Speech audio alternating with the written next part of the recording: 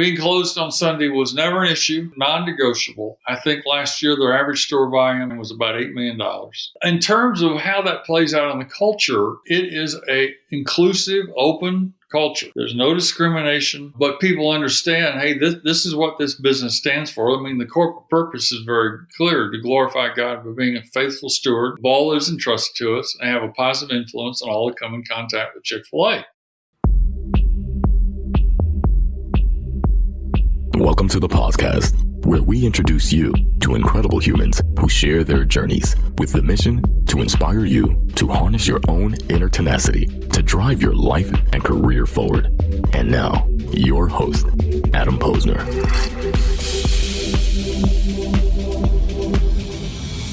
Hey, everybody. Welcome back to the podcast, where I bring you the best and the brightest from the world of business, marketing, and personal growth to help you harness your inner tenacity and drive your career forward. My guest today on the podcast is Steve Robinson, former CMO of Chick-fil-A. Today, Steve is a consultant, author, and speaker on organizational culture design and leadership, brand strategy development, and so much more. Steve was with Chick-fil-A for over 30 years. Wow. And during Steve's tenure, Chick-fil-A grew from 184 stores and $100 million to over 2,100 stores and $6.8 billion, and became one of the most iconic brands of our time. And prior to joining Chick-fil-A, he served as the director of marketing for Six Flags over Georgia theme park in Atlanta. And there's a lot to cover, and I want to take full advantage of my time with Steve. So let's get to it. Steve, welcome to the podcast. Thank you, Adam.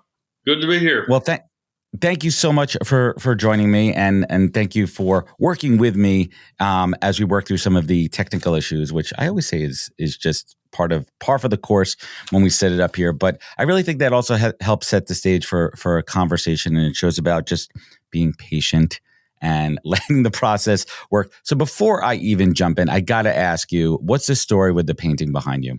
Oh, that is a custom painting by Penley.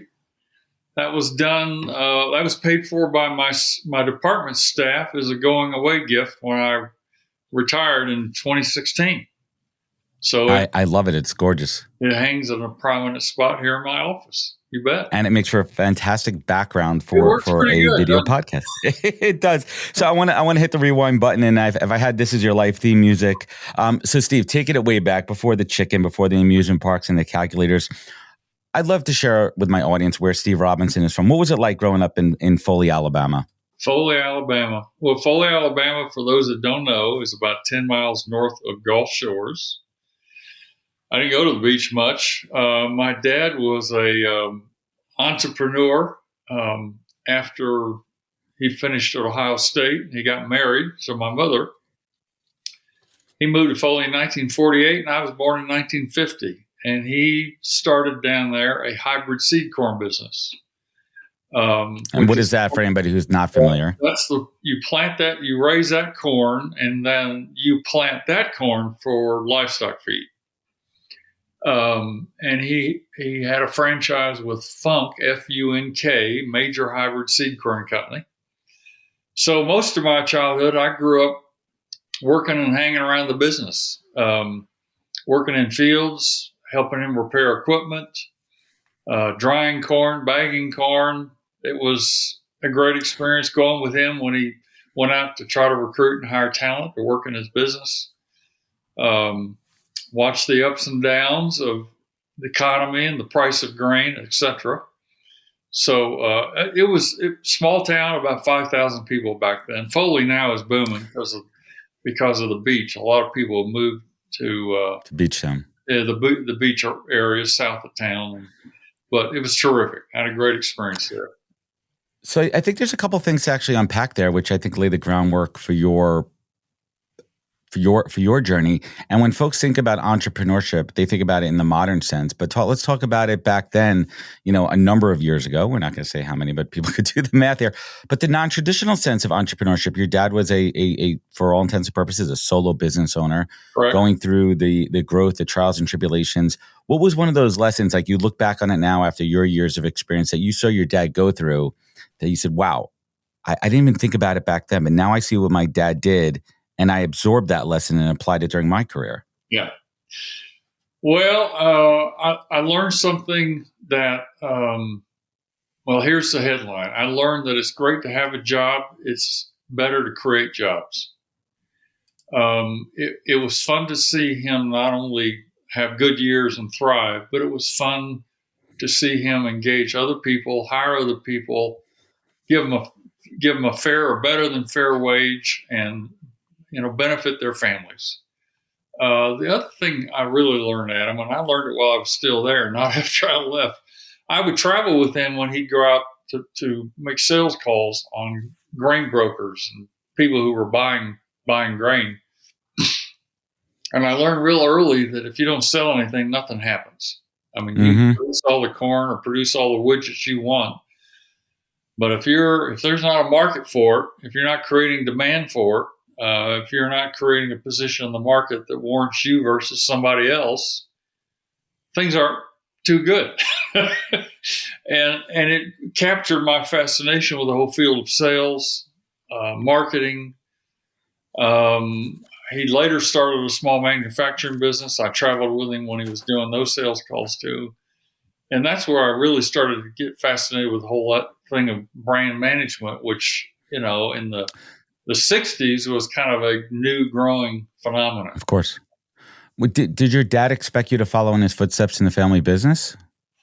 I think he would have liked for me to, but and he and I had a great relationship, and I didn't have an interest in doing a small time business in Foley. Love Foley, but I had dreams and aspirations of getting in marketing and brand management. Quite frankly, long-term dreams of being in Atlanta. Always fascinated by the city. So I'm thinking about companies like Delta and Coke and et cetera. So no, he and I reached an agreement pretty early before I went to college that I would not be coming back to his business. How'd that sit with him? It was fine. In fact, Good. When I finished my undergraduate degree at Auburn, I needed to borrow money because I decided to go to Northwestern to get a graduate degree. And, he was all in. He co-signed the loan. I love it. Helped me do that because if I not borrowed that money, I would have never gone to Northwestern. So, no, he was all in. That's awesome. So your first job out of school, working for Texas Instruments, and I think you were there for about a year. Did that time fortify your belief that you were going to stay in marketing in this world? What was that first job like coming out of school? It did. Expectations versus reality. Yeah. I had several opportunities coming out of grad school, but most of them were in the Northeast and the Midwest. And no offense to anyone who lives in those areas, but being from the South, I wanted to get back to the South. And I had an opportunity to join Texas Instruments in a brand new group, consumer group they had formed. They called it a semiconductor group, where they were attempting to market for the first time ever for them, business to consumer handheld calculators. TIs, the TI model. Yeah, right. TI-83. It was the Apple of our day, it was the iPhone of our day. And so I went into that group, and within a year, I got exposed to direct response marketing using magazines and direct mail. Again, you don't sell anything, nothing happens. But culturally, what I discovered was TI was very engineering focused. And they didn't really get the whole idea of building a brand, building a product proposition where you could actually get a premium price for it. And so we're actually moving goods, moving high volumes of calculators. And my responsibility was scientific calculators. So I was marketing to engineers and mathematicians, architects, et cetera. And we're selling them. Well, they start wanting to reduce the price, which in my mind, after coming through graduate school and studying great brands, was counterintuitive. Well, what do you want to do? If you have a great brand, you build its product, its perceived value, and get a premium price. Frustrated me. And I was only there about a year, and the phone rang one night. I'm still at the office, and it was Dan Howells, who was director of marketing for Six Flags Over Texas. He called you in your office because back then that was probably the only number he had to reach you at. Right? They probably went through the directory, right? I actually went through his brother because I had gone to grad school with his brother. There you go. So you Bob. had the person. It wasn't just a complete cold No, call, no, right? one Of cold course. call. He found out Right. about me through his brother. I And he love said, it. look, I don't know how's it going over there at TI, but I need a sales and promotions manager here at Park. Would you have an interest in talking? So the long of the short story was, I said, you know what? If there's any company that's brand oriented at Six Flags, they were actually very good at it. And I interviewed Consumer with them centric. for a whole day. And at the end of the day, they offered me the job, and I took it. Now, back then, was there a concern about, hey, back then it was one of those things where like you don't leave a company after 1 year, or it was people who work at Ford forever or GE. Did that go through your mind at all, or were you like, no, this is a better opportunity? It's more focused on what I envision my career directory going, and you know what, I'm going to do it. It was the latter.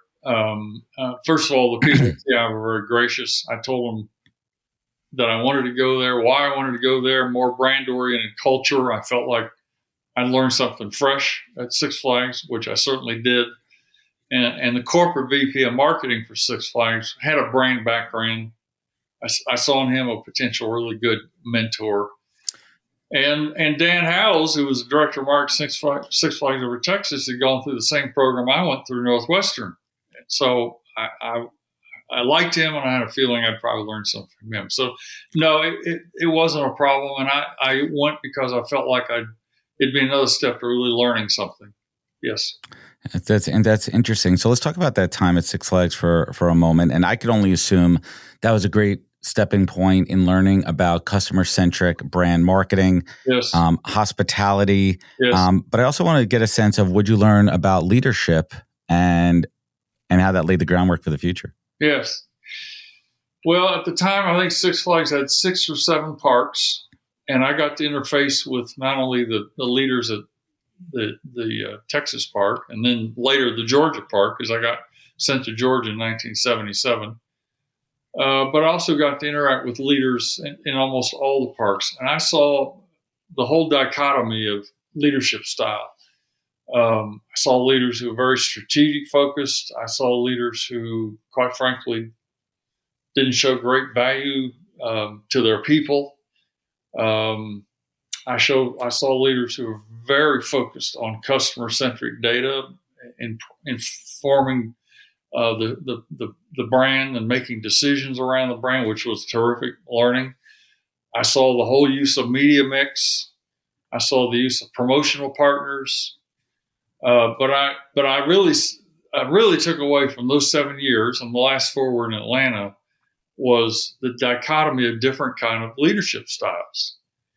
And there were some that were heavy-handed, for example. I didn't like them. Right. More old school tactics. There were some, unfortunately, in my 4 years at Six Flags over Georgia, I ended up working for a guy, Spurgeon Richardson, who was not heavy-handed. In fact, was light-handed in the sense that he empowered his team, showed confidence to his team, gave us a lot of room to experiment, innovate. And I got to do some stuff at Six Flags over Georgia, the park I'd never done before. And this is a big operation, 2.8 million people a year visiting. Yeah. He gave me the freedom to experiment and do things I'd never done before. Unfortunately, most of them worked. So that was an awesome learning. It was the first of one of those experiences where, you know what, if you attract great talent to your team, and I'm not saying that I was necessarily great talent, but in Spurgeon's mind, if he attracted the team he wanted, he was going to be thoroughly involved in planning, but he's got to give them a lot of room to do the work. And that was a major takeaway from Six Flags. Plus the whole cultural context of developing a brand that is customer centric, that's trying to respond to the customer, keep the brand fresh, relevant, etc. Steve, what was one of those hard lessons learned the hard way during your time at Six Flags? I mean, let's talk about mistakes, because I don't think we talk about mistakes enough, and how we learn and grow from them. Well, it's interesting. I had an experience with a couple of promotions at Six Flags. They were discount promotions. One was with Coke. I forget what the other one was, but they were discount ticket offers. And quite frankly, they worked too well. They generated a lot of traffic, but they actually hurt our cash flow. And ironically, in my second year at Chick-fil-A, if you recall from my book, I had a similar experience with a promotion that followed all the norms of fast food marketing with discounts, coupons, and newspapers and direct mail. And it worked too well, and it went over And worked budget. too well. They worked too well, and it went over budget by $2 million, which back then was Whoops. a lot of money. So interesting how apparently I'm a slow learner. In both of those organizations, I learned this whole idea of discounting and couponing. Number one, you can't control it. It can get out of hand. Number two, you create a customer dependency upon it. And related to that, you actually undermine the perceived value of your brand. Must not be worth full price. Mm-hmm. And so after that experience, Six Flags, and we come back to the park, I went to Spurgeon and I said, look, I want to see if we can't develop a hospitality experience, in-park experiences, and a communications campaign that positions the park as being worth full price. Short of it is we did develop a hospitality strategy. Spurgeon fully embraced it. He got behind it. We started putting more events in the park that didn't demand, but made you want to pay concerts. Right. The value. Added value, people paying the price. And then we developed an advertising campaign, which actually became so popular, other Six Flags parks picked it up. It was called Hug Your Kids the Six Flags Way. And it was all about the emotional bond building experience of going to Six Flags with your kids and your family. And our percentage of full price within a year shifted substantially up. We became less dependent on discounting, couponing, and I carried that, even though I made that mistake in 1982 at Chick-fil-A. That experience, I hearken back to that experience after the mistake at Chick-fil-A. Yeah. And I said, that is a tremendous. I am not going to be a part of discounting and couponing the Chick-fil-A product and the brand. We're not going to market this business like everybody else in the fast food business. And that was a major turning point in the business. Wow. Master class right here, folks, for anyone listening. So let's talk about that transition to Chick-fil-A. How did they come knocking? The cow huff was knocking on the door? I have to say this part of the story is very personal. Our children were involved in a Christian school, and we had a major building program, and I was chairman of the building program. Now, I'm only 28 or 29, and don't ask me why our pastor asked me to do it, but I was. And Adam, quite frankly, it was kind of a God thing because I actually was not a very generous person. I had pretty tight hands when it came to money. And I'll abbreviate the story because it spread over several weeks. But I came across the passage in Malachi 3, 8 through 12, where God was challenging the Israelites, you're robbing from me. And Malachi said, hey, how are we robbing you? And he said, you're robbing me in tithes and offerings. And he said, I want you to test me in this because the actual promise I have for you is if you'll quit doing that, if you'll honor tithes and offerings, I'll bless you beyond your wildest imagination. Now, everybody have hot points in their spiritual walk, but that was one for me. I got convicted about that. We actually changed our pledge. And I'm telling you this because after we turned in a new pledge where, quite frankly, I knew unless God did something, we weren't going to be able to do it.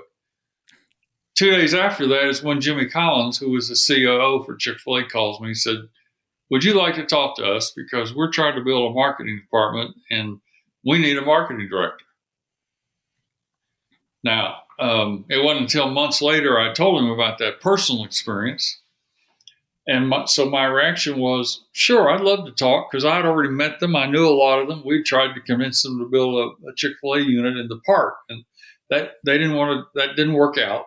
But I'd gotten to know the business and some of the key personalities. And like I said earlier, I interviewed with Six Flags for one day and got the job. I thought, you know what, 2 or 3 days, if nothing else, I'm going to learn something.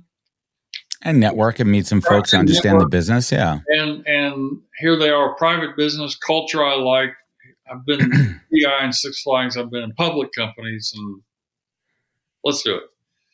So I start the conversations with them in August of 1980, Adam. I'll jump forward. It's now December. I'm still interviewing. I'm going into my 5th month. I'm sitting through Kathy's office, who is the chairman and founder of Chick-fil-A. And he's probably about 60. Okay. Quite frankly, a very sweet man. And I looked at Truett and I said, Truett, this whole process is, you guys have been incredibly thorough, generous with your time, but I'm doing it myself. Okay. I actually have a job I still enjoy. What are you looking for in the ideal marketing candidate? Am I the guy? And he looked at me with a cold stare and he says, I have no idea. All I know is I don't want to do it. Long pause. And then he says, however, if we invite you to come here, it's because we know that we can trust you and we can have fun together. I'm more interested in who you are. He says, because if we ask you to come here, my intent is you're never going to go anywhere else. Okay, there's the second bomb. I've already had 4 jobs in an 8-year career. And then he closes with this. He said, this is the most important decision we make around here is who we invite into the organization. Because we don't train culture here, we hire it. We try to attract people to the business that already have a predisposed alignment with the values and the principles of the business. I'm trusting Jimmy and others to figure out whether you can do the work, the skill set. I'm more concerned about 30 years from now, are we going to still like each other and enjoy working together? And 2 weeks later, they offered me the job, and I joined them in January of 1981. I want to pause on that for a second because there's so much gold within those last couple of minutes of what you talked about. And I think that's kind of a hot topic now where folks are this big debaters, hire for culture, train for skill. And obviously that applies to certain roles, certain jobs. And it also assumes you're coming to the table with experience and skill set, right? I wouldn't apply that to my doctor. Be like, my doctor is awesome. He's really fun to hang out with, but I don't know about his skills, right? Like, let's call it what it is. Hey everybody, I want to talk about a product and platform that I absolutely love and our latest sponsor, Interseller, the prospecting and outreach platform of choice for recruiters and sellers. Whether you're doubling down on business development or recruiting talent, Interseller does all the heavy lifting of finding contact data, automating the email and follow-up process, and syncs all that rich data into 20 plus CRM and ATS platforms.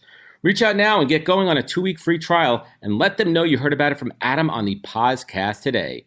Check out the link on the website. Appreciate it.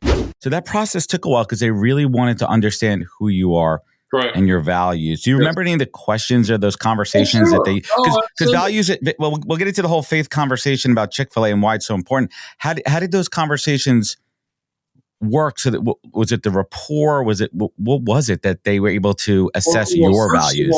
First of all, they had me probably spend time with over 20 different leaders in the business. Now, they've only got a staff of about 35 at the time, and I probably spent time with about 20 of them. I spent time with some actual... Talk about it, long interview process. Yes. So, and I spent time with a couple of Chick-fil-A restaurant operators. So part of what happens when you spend time with that many people, you start to get a sense of the kind of people that are in this business. To your point about what kind of questions they ask, I can assure you they didn't do anything that was illegal. They asked me questions about how do I like to spend my free time? What do I like to read? What do you and your wife like to do when you travel?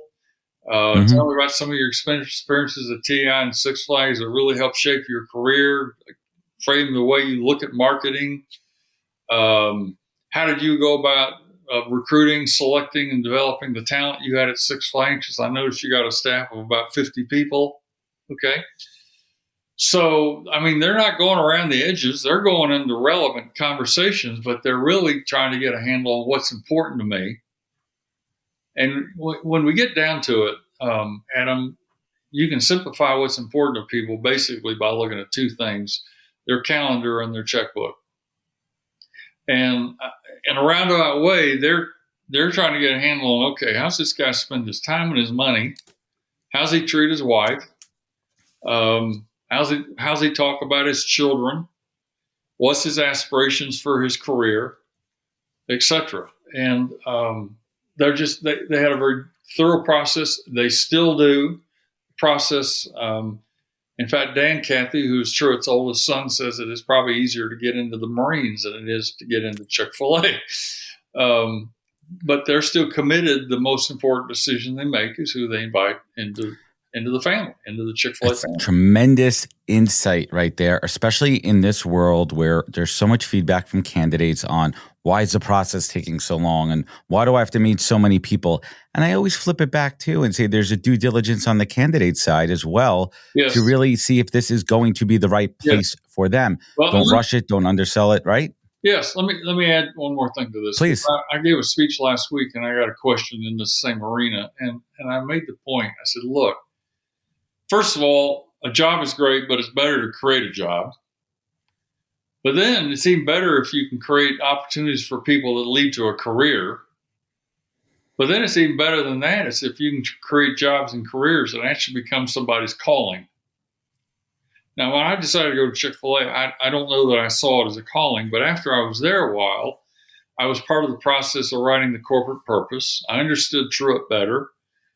I understood what we wanted to do in the marketplace in terms of serving customers. It became, for me, and I think for a lot of people, Chick-fil-A became a calling. Now, what do I mean by that? The career became a platform to do more than just my job.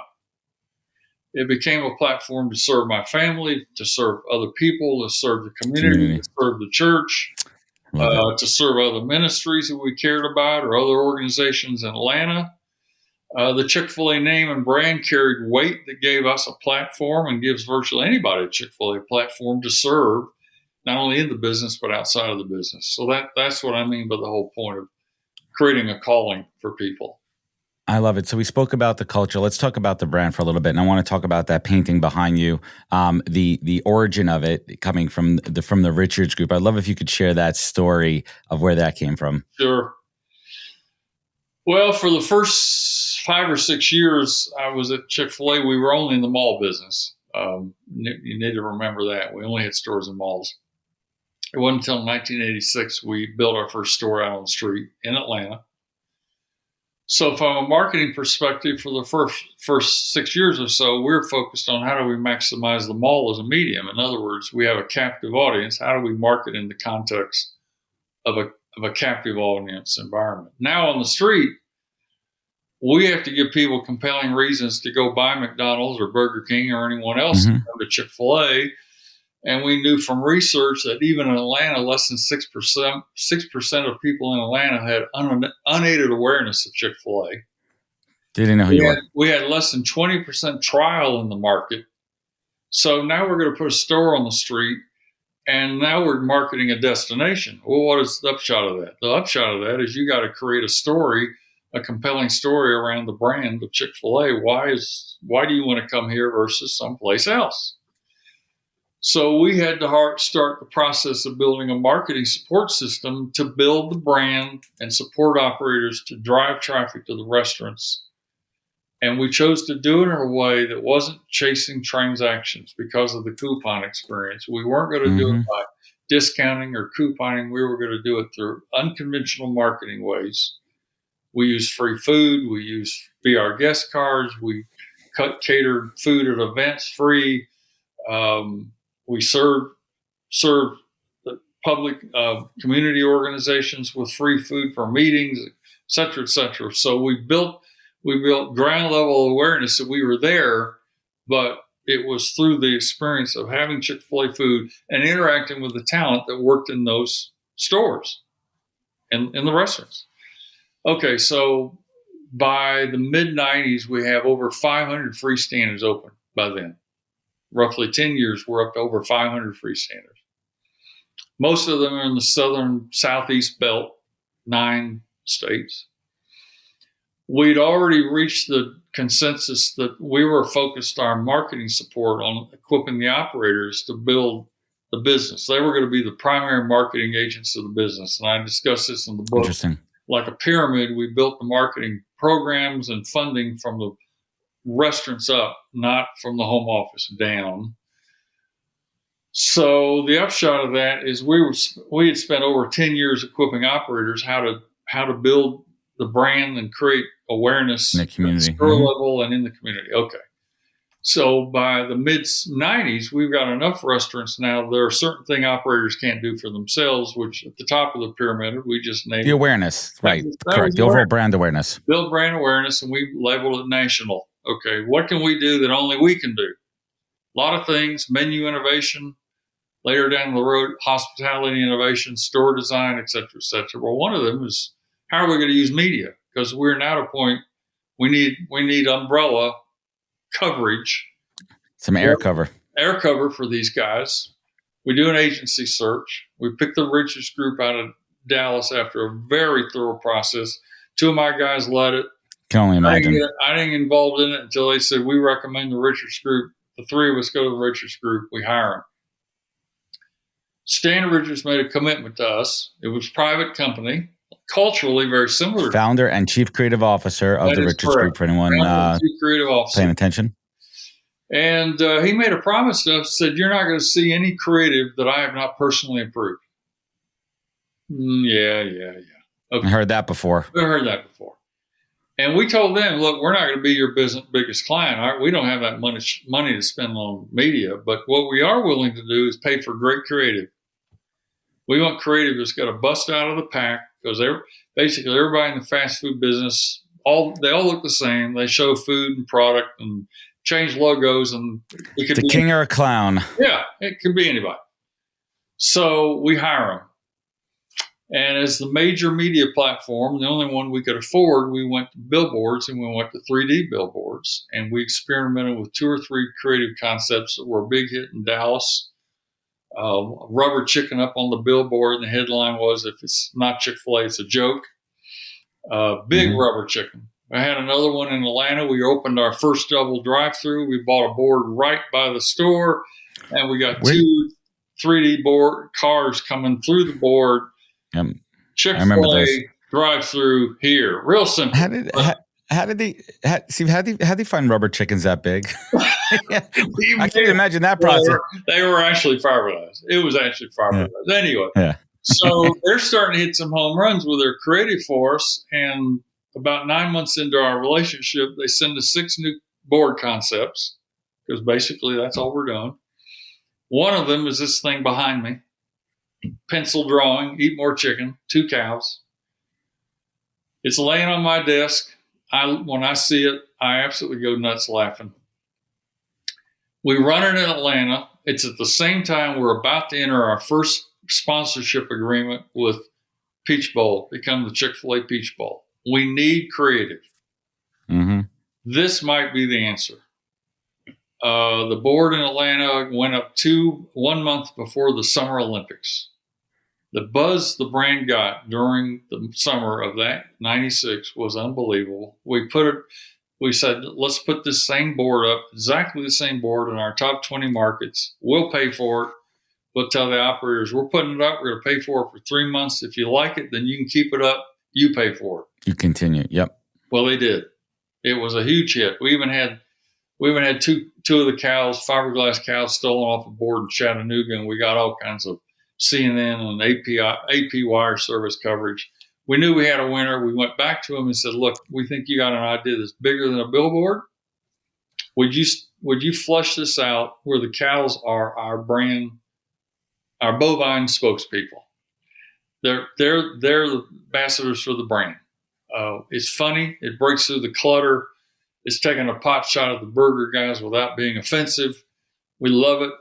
What's it look like in other media it's in good platforms, taste. In the store, everything. They did that, and 3 months later, they showed us stuff we absolutely loved. And so the short of that story is I got to work with them for 22 years on keeping that campaign fresh, funny, relevant. Yeah, that's a good client.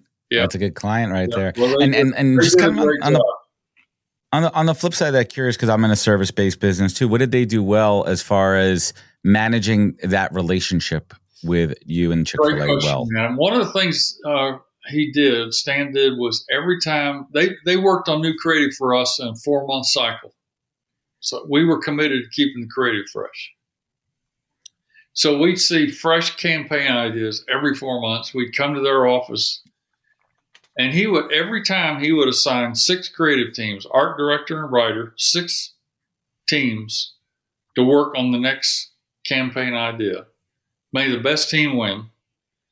And we would only see the stuff Stan loved.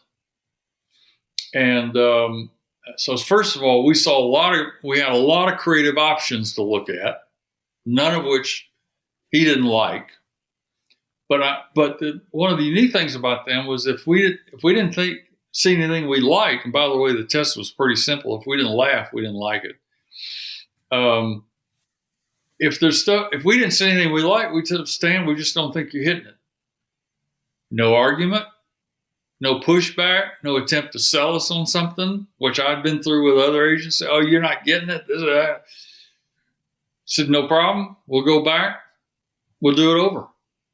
And now that didn't happen very often, but it did happen 2 or 3 times in my total career time with them. And they understood our priority was great creative. They understood it had to fit the brand. It had to fit the MOVE manifesto, which was the strategic platform for the campaign. And if we didn't think it did all that, no problem. And the service team, the account team on the business, went with us to we have focus groups. They're there. We go out and have major regional or national meetings with operators. They're there. So they embedded themselves in the business. They listened to customers. They listened to the operators. So when they came to us with great creative, it was almost always on strategy. And it was unique. Because they understood the business and they listened and watched before. Yes. They didn't create based on their preconceived notions of what they thought the consumer would want. They actually went out and watched and listened and observed. That's incredible. And they understood that we and they together had stumbled onto an idea that was an iconic idea, and they wanted to be a good steward of it. Fascinating. Let's shift gears for a moment. I want to talk about what it means, biblical culture. And up here on the Northeast, it was one of those things when the Chick-fil-A started coming up here, it took us a hot minute to be like, wait a minute, it's closed on Sunday. And to wrap our heads around it was interesting, right? Yeah. And it's also an amazing concept that a brand could do so well being open 6 out of 7 days a week because of that commitment to the faith. Yeah. I love if you could share with the audience the ethos and the thought behind having a biblical corporate culture, and maybe some of the challenges that you had when you start to expand outside of your comfort zone. Yeah. Well, to understand that, you've got to go all the way back to the founder. Truett Cathy was a believer. He was a professed Christ follower, or was he on a soapbox talking about it? No, he believed in living out his faith. He believed in earning the right to be asked, why are you different? Now, Closed Sunday was probably one of the most overt things he did. And that happened because he and his brother started his first restaurant in South Atlanta called the Dwarf House. It was a diner. It was small, thus the name. And literally after the first 6 days of operation, Saturday night, they looked at each other and said, Truett said, I don't want to work tomorrow. And his brother Ben said, I don't either. And Truett said, well, you know what? I don't want to ask our people to work if we're not willing to work. Let's close. And Truett would often say when he gave speeches that they decided that if they couldn't make a good living in 6 days, then they were on the wrong business. Love it, man. Which is completely logical. And secondly, they learned very quickly that having a day when it was completely shut down was, whether people chose to worship or not, it was good for the health of the business. It was good for the health and social well-being of the team members, the employees. And over time, he also learned it actually helped him attract better people. And I mean by that, it helped him. Goes back to values. Yeah. It implicitly attracted people that had similar values. Exactly. So being closed on Sunday was never an issue. Still is not an issue. Non-negotiable. I think last year, their average store volume was about $8 million. So he was right. They're doing okay in 6 days. Yeah, we can make it work. In terms of how that plays out in the culture, it is a inclusive, open culture.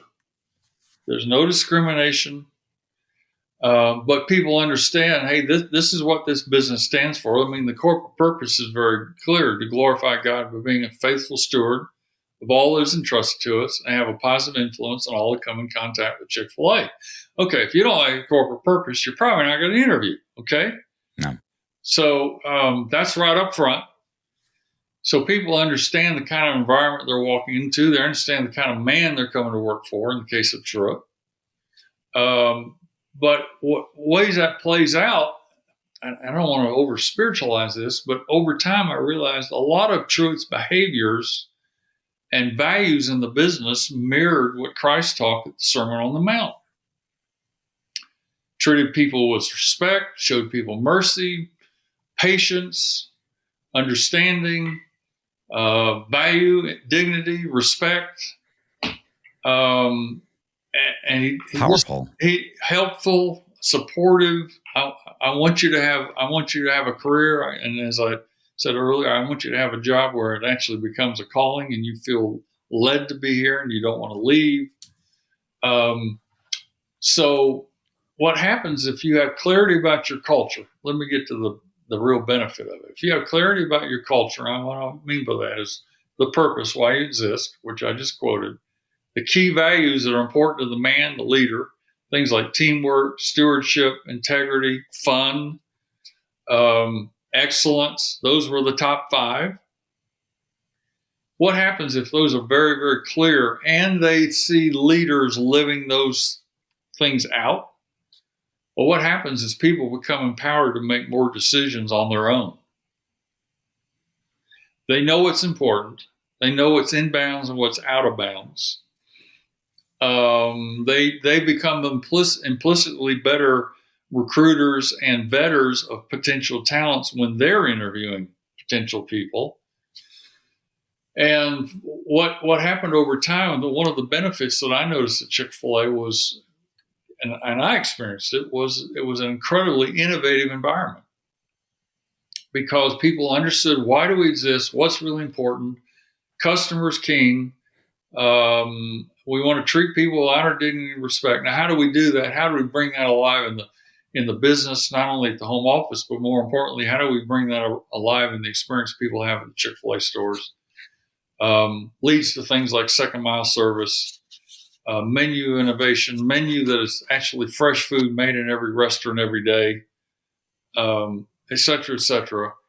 And it's just all those little things that start to add up that drive innovation and keeping the brand Love relevant. this insight. Incredible insight, Steve. How hard was that decision to end your incredibly long, successful run at Chick-fil-A? Well, I'm sure it was a decision that came over time after consulting with your family. Talk to us a little bit about that moment. Well, it was difficult. Here, it was the intersection of what am I going to do long term, and was Dan Cathy, who succeeded his father as the chairman, want to do. And by the time I was approaching 65, and not only me, but several of our executive leadership team members, it's also a testament to the company and have people there for 30 years. Oh, Jeez. yeah. Well, you just touched on the issue. The issue was we had a deep bench. I mean, I had 6 direct reports, at least 3 of them could have taken my job. Fully qualified, capable of taking my job. They're ready to step up. It was They're ready time. to step up. Well, we got those kind of people all over the business. And so how long am I going to hang around that keeps somebody else from having an opportunity to experience what I experienced? Same thing in finance, or the same thing in IT, or the same thing in supply chain. Mm-hmm. We got this all over the business. And it took over a year with Dan and our executive team sitting around the table saying, okay, what's in the best interest of the business? How do we balance that with what do you guys want to do? And so the short of it was we agreed that when we hit our 65th birthday year, at the end of that year, we would leave. Now, did I want to leave? No. I was having a lot of fun. Brain had never been hotter. The campaign's rolling. Our rolling college football's rolling. The menu is Good times. Good times. But what is a better time to leave than that? Go out on top. No muddy footprints. I wish Tom Brady got that message, right? Yeah, that's right. I'm not leaving a mess for my successor. The brain has momentum. You set them up for success. Correct. So then what Dan did, to his credit, was ask 2 or 3 of us to stay on the board, because he had formed not just an advisory board, but it evolved. It became a fiduciary board. So I served 3 more years on the board. So I still had interaction with leaders. I still had mentoring roles with key leaders. Quite frankly, I didn't have to spend any much mentoring time with my successor, because he'd already been on my leadership team for over a decade. He knew what we were doing. He knew why we were doing it. He knew the playbook. And so then, that's tremendous. After 38 years, you had it all up, including the board. I decided I'm going to walk away. I wrote my book in 2019. COVID kind of slowed. Yeah, thank you very much. Covert Cows and Chick-fil-A. COVID kind of slowed my media tour. But the book's done amazingly well, still selling well, and I still do speaking and a little consulting, and so I'm still having fun, but in a fresh arena. I love it. The favorite part of what I do now is interacting with the next generation of entrepreneurs. Tremendous. And what's that spotlight? What's that warm what's that warm feeling inside from all these conversations? If you were going to sum it up, that thing that gives you the optimism and the hope about the young entrepreneurs out there, Steve? Well, I think the optimism is that there's a lot of them out there, a lot of men and women who actually want to create jobs and not just have a job, who want an environment where they can serve other people and create an environment for other people to thrive, which is what Truett did with Chick-fil-A. And so I get a kick out of hanging around men and women who, in a large sense, still kind of think and have aspirations the same as he did, and same as my dad did. And I'm in a position to say, okay, now do you want a brand, a business that's just going to chase transactions and money, or do you want a business that's going to focus on building relationships, creating relational value, emotional connection with people, and therefore your brand is worth more, people recommend it more, and they use it more often. And a lot of them, that's what they want. But that is much harder than a business that's just chasing transactions. Right. Of course, it takes more real work. It takes real work. Real thinking. Relationships are real work. Real work. Yep. I love it. And I got to ask you this. You know, when I think about your story and your career, the words loyalty, values, and principles come to mind. What do you want your legacy to be when your time has come? Well, now, this is an odd answer, Adam, but I don't care about my legacy. I think the bigger issue is how did I represent Christ? How did I represent Truett and the Chick-fil-A purpose? Did I live that out? So if I have any legacy, I really mean this. I don't want it to be about me. I want it to be about the men and women that I got to associate with and work with. And what kind of life are they having? What kind of career are they having? What kind of impact are they having? That's what I'm more interested in. And let's bring it home here. That includes my own children and grandchildren. Love it. Yeah. What a tremendous conversation this has been. I want to bring it home here. This episode specifically has been a masterclass. This book. You're very kind. This book is a masterclass right here. I want everyone to check this book out. We'll link it up in the comments too. Covert Cows and Chick-fil-A, How Faith, Cows, and Chicken Built an Iconic Brand. 30, 40, 50 years of lessons within here. But let me ask you this, Steve. What is the single greatest piece of advice you've ever received that you take action on daily? Could be a mantra, something you wake up with, something you repeat. That's easy. Something that I used to be really, really bad at. I used to be a very bad listener. I had to interject my opinion and my recommendations early in any conversation. Best advice I ever got was shut up, and the longer you're quiet, the smarter you're going to get. And I learned it's absolutely true. I intentionally developed a habit in meetings with my team, out on the road with operators. Listen hard, listen slowly, listen patiently, and try to be the last person that says anything. And what I discovered is the longer I stayed quiet, as I just said, the smarter I got. So I think the best advice I ever got was just learn to listen well. And you'll be a better leader, you'll make better decisions, etc. Sage advice for everyone out there. And Steve, last but not least, you look back on your incredible life, career, for those that you've empowered, for those that you have helped build, gratitude for your family, yes, your faith, your relationships. What keeps you focused? What is your beacon? Steve Robinson, what is your North Star in life? It's really no different than what I've tried to do up to this point, and that is to live out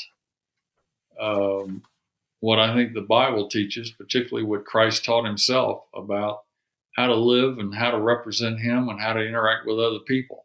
I mean, I think if I had people ask me all the time, if you had to recommend one book, what book would you recommend? And I have several I'd recommend, but it's always the Bible first. And I go back to Old Faithful. Yes, and I think there's certain chapters in the Bible that are incredibly management, leadership focused. Proverbs, Ecclesiastes, portions of the Psalms, several of Peter's letters, particularly his letters to Timothy, all about mentoring and developing Timothy as a leader. And then at the top of the list, Sermon on the Mount in Matthew 5 from Christ. I mean, he describes there the behaviors he desires to see in his followers. So to answer your question, I'm working hard to try to be someone that aligns with what he asks his followers to be in Matthew chapter 5. Now, do I do it all the time? No. Sometimes on the golf course, I don't behave. But I think my North Star is, as a believer, someone incredibly thankful for the gift of salvation through his Son, and through the wisdom through his Word. I just try to live what I've learned from others, but principally from the Word of God. And I thank you for asking that question. Tremendous. And I thank you so much for joining us for the past hour. This has been incredible. I want everyone to find out more about Steve Robinson at srobinson.consulting.com. We'll link it up in the comments. As long as check out the book, we will link it up. This is a must read for anyone out there. Steve, thank you so much for joining me. And everyone out there, if this episode resonated with you, sharing means caring, goes a long way. You can leave a review rating. I really appreciate it. You can find out more at thepodcast.com. Follow us on all the social media channels. Remember, be good to yourself, be better to others, and catch us next week for another great episode of the podcast. Take care, everybody. Wisdom is forever, but for us, it's time to go. Thank you for joining us. Luckily, we'll be back with our next episode soon, jam-packed with more incredible humans. Thank you for listening, subscribing, and sharing. To join the conversation, search the podcast on LinkedIn. And to catch up on past episodes and more info, please visit www.thepodcast.com.